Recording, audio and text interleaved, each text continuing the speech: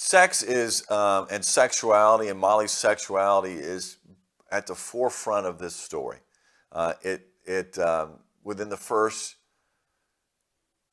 page or two, Molly identifies that she's a virgin, and how it's, and that gives her, she feels like in her mind, a certain stature. Yet that stature is somehow denigrated because her mother is perhaps not such a good mother, and that Molly is because of her little brother. She has, had that same label as her mother, and so Molly takes pride in her virginity.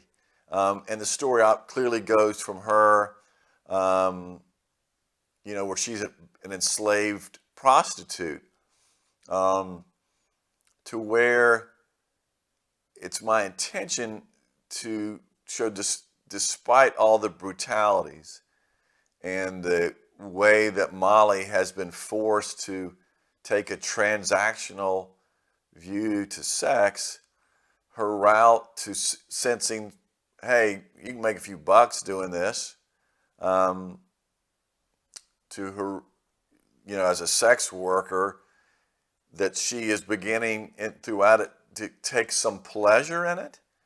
And, it's my hope that she reveals that's her personal transformation.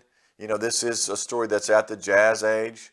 So her sexuality and the idea that a woman can have her own sexuality, and we're escaping the Victorian era, has become a factor. There's also just the Protestant radio reformation, and that there was some new ways that spirituality was actually, and mysticism was becoming a more talked about thing.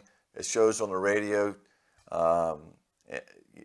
radio evangelist, that Molly's going to use the idea that that she has her own sexuality as a woman, as a person, and that it's not transactional. It's not strictly for pleasure, but for somehow that it becomes a way for her to connect to Cotton, and it is a connection that they share that binds them together.